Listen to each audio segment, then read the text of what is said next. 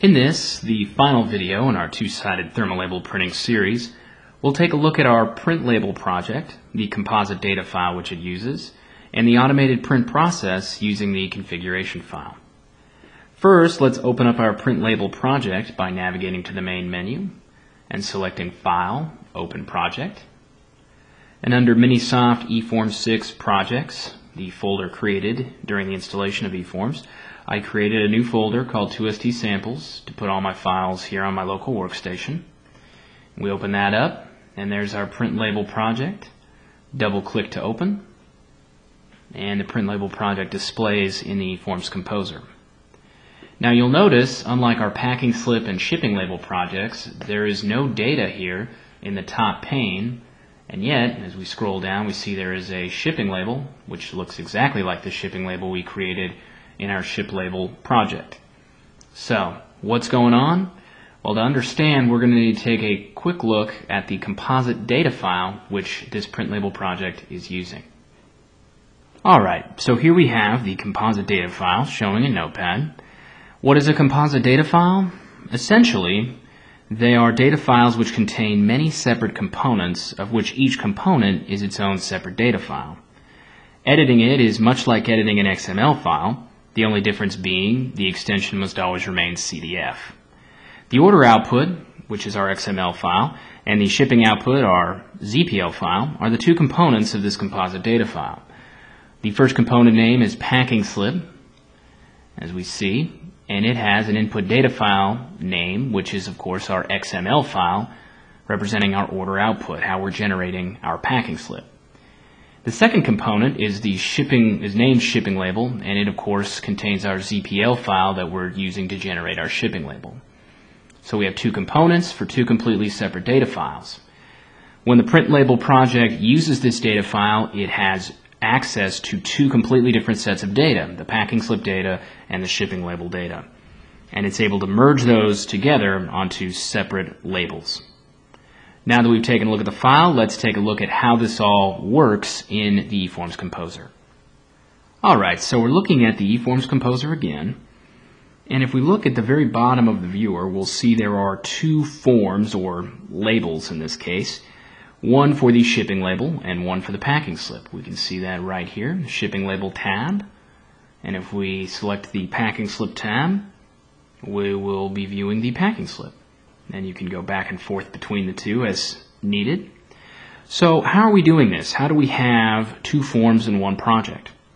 Well, if we go over to our project window, we'll see that we've added two forms to our project. And our project is highlighted here. And first we'll need to right-click and select Add Page. And typically you'll have one page per project. And to this page, since we already have one, you right-click the page and select Add Form. And of course the source of the form, either from file or blank. In this instance we used blank for both forms because we're going to be bringing in our form from another project in an output from project rule. So you select blank and select OK. And since we have our forms, we can cancel out of that for now. And we have a shipping label form and a packing slip form. And again, you can switch the view by selecting them over here in the project window, just like you can with the tabs at the bottom of the viewer. So before we take a closer look at the output from project rule, which is the only rule that each project has, how exactly did we add the rule to each form? More or less, you can do it two ways. You can right-click the form itself and select Add Rule Output from Project, or in the bottom pane of the viewer of whichever form you're going to add the rule to, you can right-click, Add Rule, and select Output from Project that way. And so let's select it, and the Rule Properties dialog box will display. And from the Use Variable drop-down menu, select the system variable NA, and select OK. And we have our Output from Project Action dialog box displaying. And we'll need to add the project that we intend on processing and the data file which it's going to use, or wherever the input is coming from. And so this is where our composite data file comes in handy. So to take a closer look at how we're doing this, let's cancel out of this And let's look at our shipping label first by right-clicking the Output from Project rule and selecting Edit. And the Output from Project dialog will display. In the Project field, we are referencing our shipping label project. I'm referencing it on my local workstation, and where you have placed this project, you'll need to reference that location here. You can do this easily by selecting the Browse button to the right here, and then opening the project from whichever folder it is to be found on your system. Let's go ahead and cancel out of that. Back in the Output from our project rule, we see the radio button Input is from a component of a composite data file is selected. In the component field, we see shipping label as the component name. We just entered that in there. This component name matches the component name in the composite data file, and those two will have to match in order for this to work. But this shipping label component name has the input data file of ship.zpl, as we saw a minute ago in our composite data file. And so this will bring in the Zebra data file, and this project field is bringing in the project to process this Zebra data file. And both are being brought in and placed, the output from this project, on the shipping label form. Now, it is important to mention that the shipping label form and the packing slip form both have these Output from Project rules, and both of these rules have no rotation on them. Why is that important? Well, if we were printing to a SOTO GY412 printer, we would need to rotate both our shipping label and packing slip 180 degrees each so that they would print right side up with SOTO. But, of course, we're going to be outputting the PDF, so we don't need to do that. But just to give you an idea of what that would look like, we can rotate them here simply by selecting the rotation drop down and 180 degrees. And this will rotate our shipping label. As we see, our shipping label has been moved down. To maneuver it a little bit, we can mess with the data offsets at the bottom, and typically just throw a negative in front of it if you've rotated it, and that will put it back in the same spot. And there you go. We see that our shipping label is right there. But again, since we don't need to rotate it, we can undo that, offset, and go back to our Output from Project and undo the rotation. Again, if you are printing to a SOTO GY412 printer, you'll need to rotate both sides of your label 180 degrees for it to print right side up with the SOTO GY412.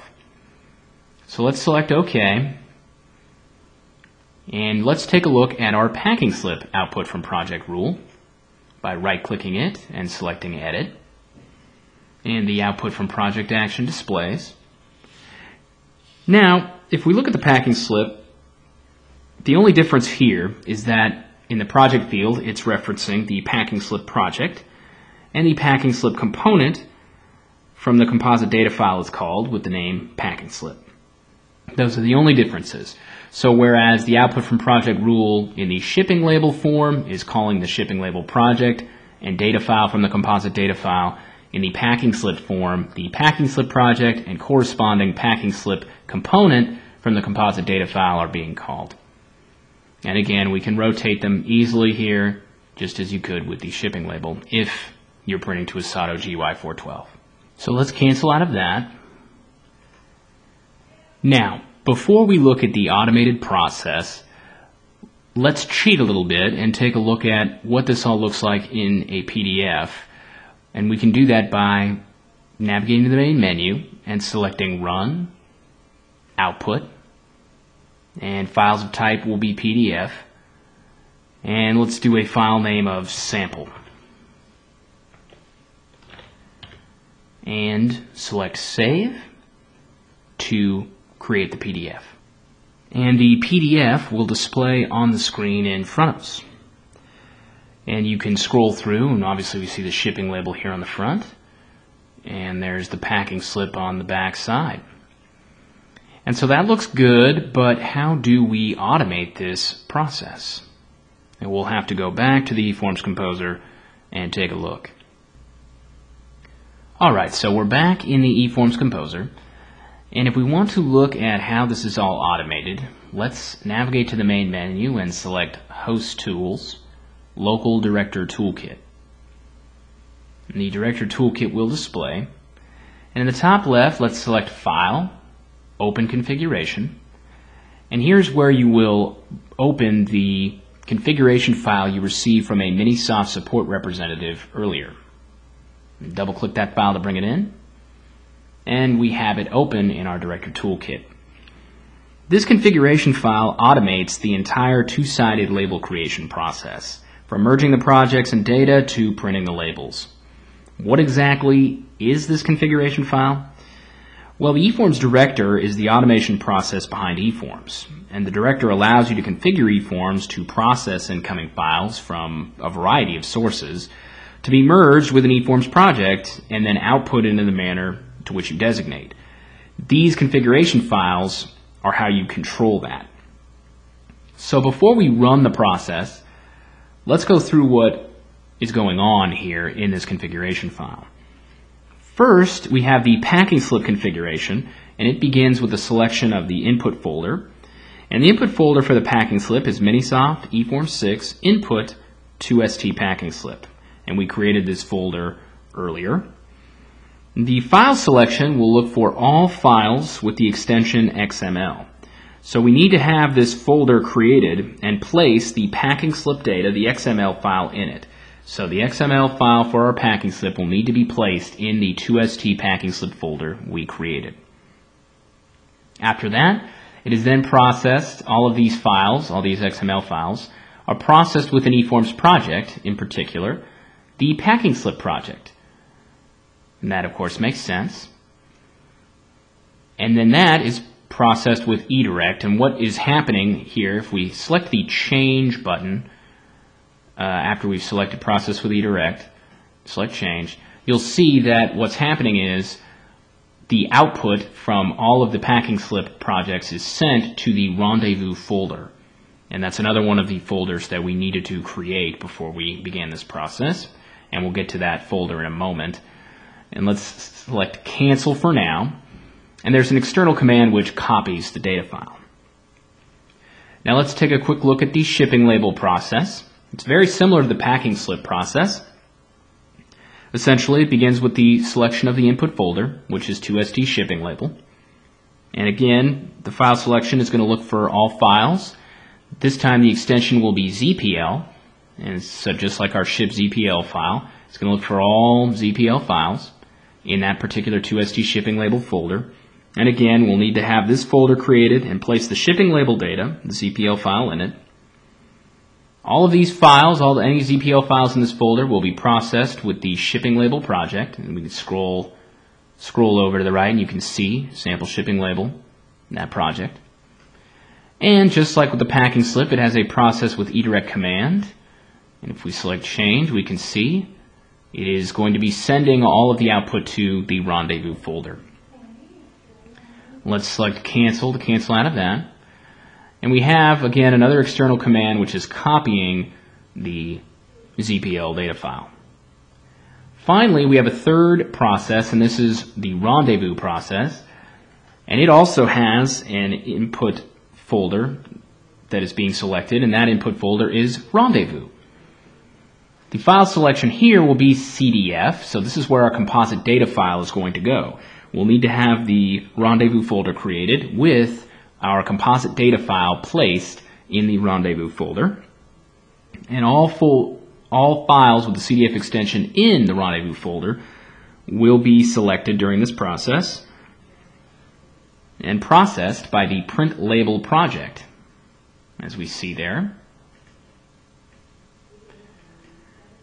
And there are two output processes. One of them is deactivated, and that is printing to a SATO GY412 printer.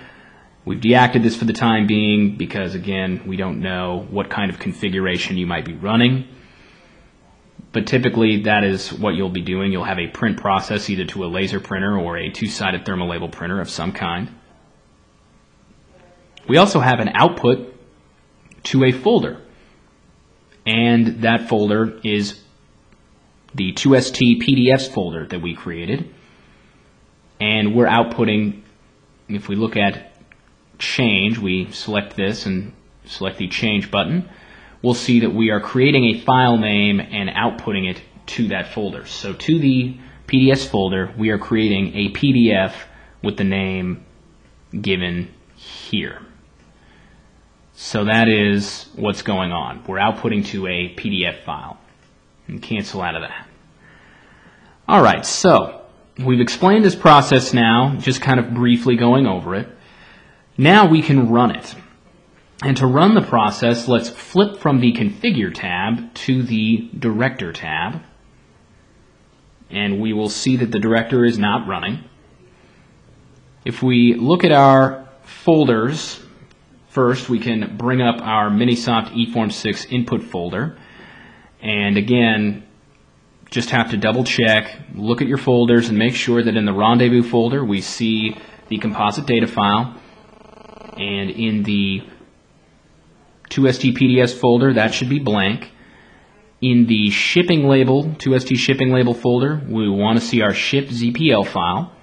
And finally, in our 2ST packing slip folder, we'll want to see that XML file used for our order output. So if you've got all of that, you've got the folders and files in the right places, you can go ahead and select Start.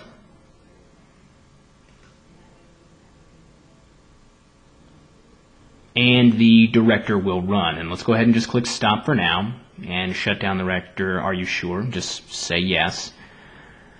And so what will have happened is, if we look at our folders and our files, there should be some changes taking place. So we're going to take a quick look at that to see if we have had a successful two-sided label creation process. Alright, so we've run the process and we're looking here in our Minisoft eFORMz 6 input folder, and we'll see the 4 folders that we created and placed here. And the one that is of course of most interest to us will be the PDFs folder. And so if we open that, we'll see that we had a successful process because we have ourselves a PDF here. And let's go ahead and open that up. And the PDF will display, and let's make it a little easier to see. We have the shipping label on the front, it looks good, and the packing slip on the back, and it looks good also. So we have successfully automated our two-sided thermal label printing process with Minisoft's eFORMz.